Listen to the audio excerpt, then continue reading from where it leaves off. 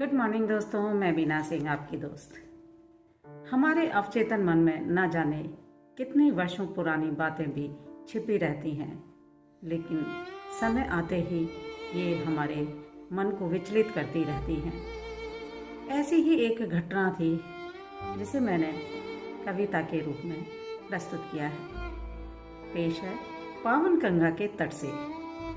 पावन गंगा के तट से बहते हुए बहुत पापों को देखा है मैंने, कुछ मरी हुई लाशों को तैरते देखा है, कुछ अध जली लाशों को देखा है मैंने, आस्थाओं के दीपों को तैरते देखा है, परिजनों को उनके इर्द गिर्द भटकते देखा है। गंगा के तट पर जिंदा इंसान भी नंगे देखे हैं। पानी के भीतर भी नंगापन नजर आता है, पानी के भीतर भी नंगापन नजर आता है।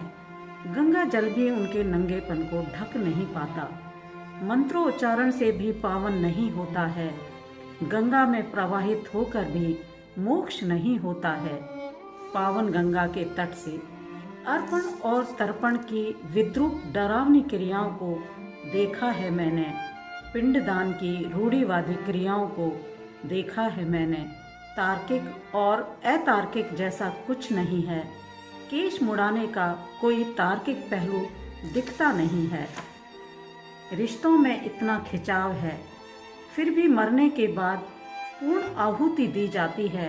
समाज को दिखाने के लिए ही सही पुरानी लकीरें पीटी जाती हैं। दान के नाम पर लूटा जाना कुछ नया नहीं है। मृतक की आत्मा की शांति के लिए कई वर्षों तक चूंटा जाता है। जनरेशन गैप के नाम पर जिनसे दूर हो गए, भूल कर उनका दर्द हम प्रैक्टिकल हो गए। उनके नाम पर पिंडदान कर आए हैं, समाज के डर से वो सब कर आए हैं जिन्हें नहीं करने के लिए हम माँ बाप से लड़ा करते थे और खुद को मॉडर्न कहा करते थे। पावन गंगा के तट से मुर्दों के बीच मुर्दों को देख रही हूँ मैं, कुछ तैरती लाशों को, कुछ अध जली लाशों को देख रही हूँ मैं। इन्हीं के बीच खाने के दौर भी चलते हैं, इन्हीं के बीच खाने के दौर भी चलते हैं, क्योंकि जीवन के समीकरण बतलाते हैं कि मरे हुए लोगों के पीछे जिंदा लोग नहीं मरा करते हैं।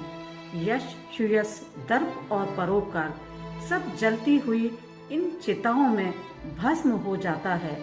जीवन की माया फिर भी समझ नहीं आती है। गंगा के तट पर जलती हुई अनेकों चिताएं निर्विकार मन में भय उत्पन्न करती हैं। जीवन और मृत्यु के इस खेल में पावन गंगा क्यों आहूत होती है? जीवन के संग्राम में पावन गंगा को क्यों पापों से मुक्ति की वैतरणी समझा जाता है? कर्म की नियति भविष्य तय करती है, कर्म की नियति भविष्य तय करती है। सदगति होगी या दुर्गति कहना मुश्किल है। पावन गंगा के तट से जीवन की निस्सारता देखती हूँ मैं, पावन गंगा के तट से जीवन की निस्सारता देखती हूँ मैं, जीवन की निस्सारता देखती हूँ मैं। Thank you. अगर आपको मेरी ये कविता अच्छी लगी तो प्लीज़ मेरे चैनल को सब्सक्राइब करें, लाइक करें, कमेंट करें।